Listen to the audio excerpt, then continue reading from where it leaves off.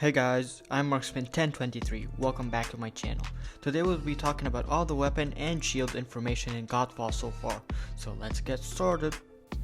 First off, let's talk about what weapon types are going to be in Godfall. Well, there's going to be 5 different weapon types in Godfall in total. The longsword, the dual blades, the spear, the warhammer, and the great sword. They did provide a lot of information about the dual blades and the longsword in the state of play walkthrough video, which we will explain in a minute. But for the great sword, the spear, and the warhammers, we will have to analyze the clips that they have in their PC and PS5 and state of play gameplay to understand the attack and the abilities. First, let's talk about the dual blades. They are the fastest and the most combo heavy weapon class in the game. In the state of play, they explain the most basic combo for the dual blades, which is 4 consecutive light attacks. You can add a heavy attack at the end of the light attack combo to do a spinning cyclone attack. Then they revealed 2 of the dual blade abilities, which are inner focus, where you charge up your weapon and do more damage when you activate it, and mortal coil, where you throw your sword and you grab an enemy and pull them towards you, which is really similar to God of War's grabbing ability. I'll put them side by side for you to check them out.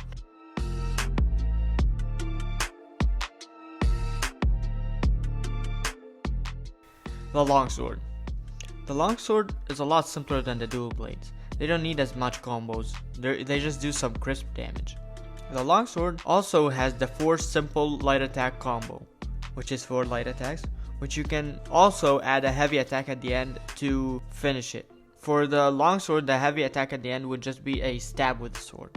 They also revealed 2 abilities for the longsword. Spectral Fury, a dash with 4 attacks at the end that cannot be interrupted. No matter what kind of enemy you're facing, they shouldn't be able to interrupt that attack once you started it. And Spiral Technique, just a normal dash, but it does damage to all the enemies between the starting point and the ending points of the dash. There was also a move that was shown in the state of play that they didn't talk about, which you can see right here. He charges up his attack and his weapon starts glowing and wind starts going around it, and then it does an attack that looks stronger than a normal attack, but we can't see the UI, so we don't know if it's stronger or not. It looks pretty cool though. The spear, or the polarm as they like to call it. They didn't talk about it in the state of play, but we have some snips of gameplay from the PS5 gameplay trailer. Right here you can see Phoenix doing what looks like 2 light attacks. And then there she is again doing a spinning heavy attack, which is really similar to the spinning blade cyclone for the dual blades, but just using the spear. And then right here you can see her grabbing the spear and throwing it at an enemy, which is really similar to Mortal Coil. It just doesn't pull enemies back, and I'm not sure how the spear comes back. Maybe it just appears back in her hand, or maybe she can call it back like Thor or something. I don't know. Now for the great sword. It is a huge 2-handed sword that you see in a lot of games like Monster Hunter. In the state of play, we see a small clip of Silvermane doing an overhead attack with it and then using it to block some attacks. The shield is available at all the weapons, so I don't know why he used it to block an attack. Maybe it's not blocking, we still can't see the UI, so I don't know. Anyway, last week they released a small greatsword gameplay clip.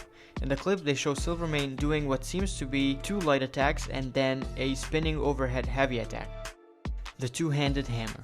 Again, they didn't talk about this in the state of play video, but we do have some snips of gameplay from the PS5 gameplay video.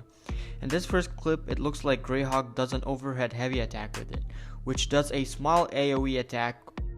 Then after that, we see another heavy attack, but it does a much larger AoE lightning attack, which is most likely one of this weapon's abilities.